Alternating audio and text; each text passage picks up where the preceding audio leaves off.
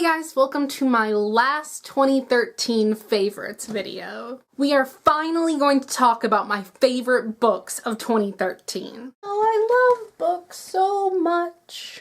And the sun is setting, which is like metaphorical for the end of the year.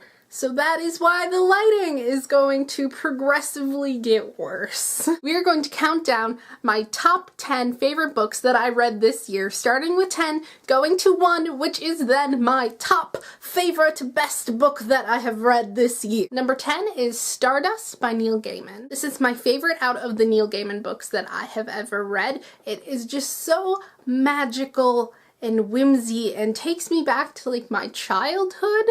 Even though it's not necessarily a middle grade book, nor is it like anything I read when I was little, but it definitely has that fairy tale-esque feel, which I was definitely reading a lot of this year, and this is probably my favorite fairy tale-esque book. I also watched the movie this year, which was super enjoyable. That was pretty great.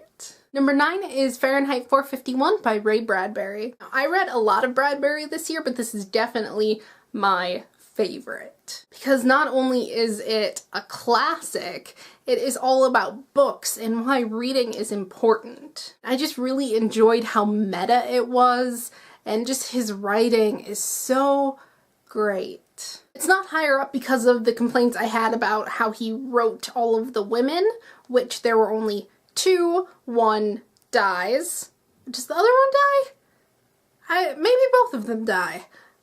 I'm not exactly sure, but yeah. Number 8, Silhouette of a Sparrow by Mary Beth Griffin, and it was one of the first lesbian YA books that I read this year and is still one of my favorites. It is set in Minnesota in the 1920s, which is a great setting, I think.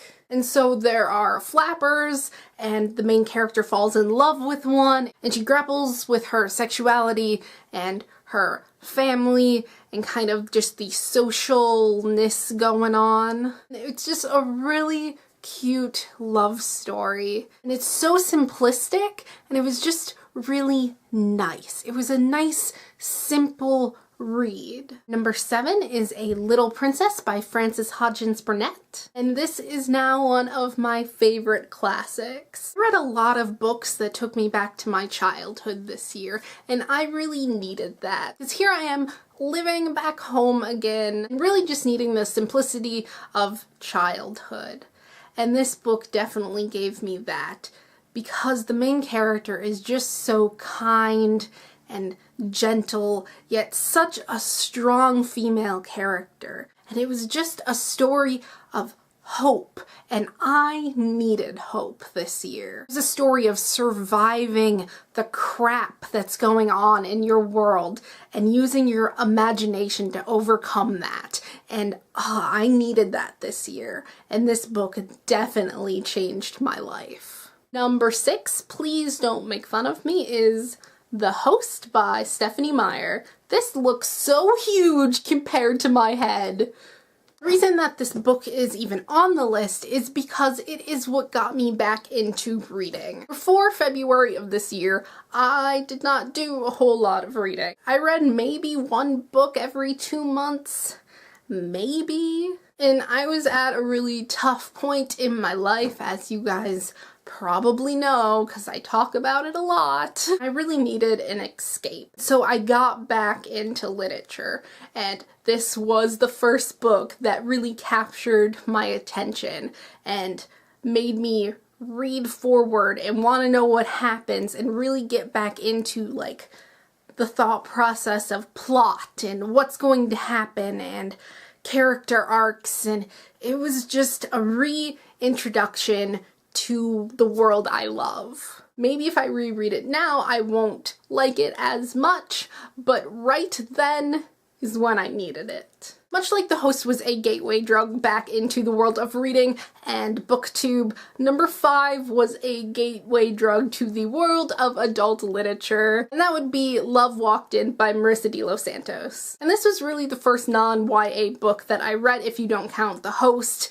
which is kind of in that gray area. I wouldn't call it new adult, but it's somewhere in there. And I was surprised to find that I even relate to a 30-year-old and could read about one without being bored out of my mind. I was definitely in that John Green thinking of, oh, adults are boring, I don't want to read about them, they have their lives settled, what could happen? But it was actually so good because it was about finding yourself and settling down, and then what happens after that. Because I need to start preparing for that because that's going to be my life soon, and I have to become an adult.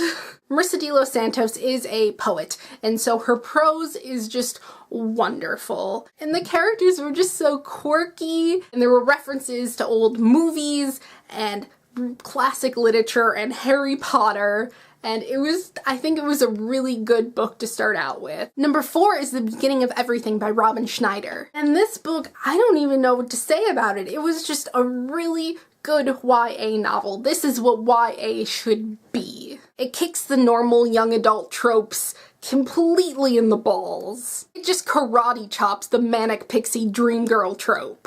It's from the perspective of an athlete, and I thought that was really refreshing for this kind of book. I don't know how to describe what kind of book this is, just, you know, the John Green, Maureen Johnson, like, if she were the moon, then I would be the stars kind of book. Number 3 is The Sea of Tranquility by Katia Malay. This book stayed with me for weeks and months after. It was so heart-wrenching. And the voices were just so realistic. It's like these were real people and this stuff happened to them. It does happen to real people.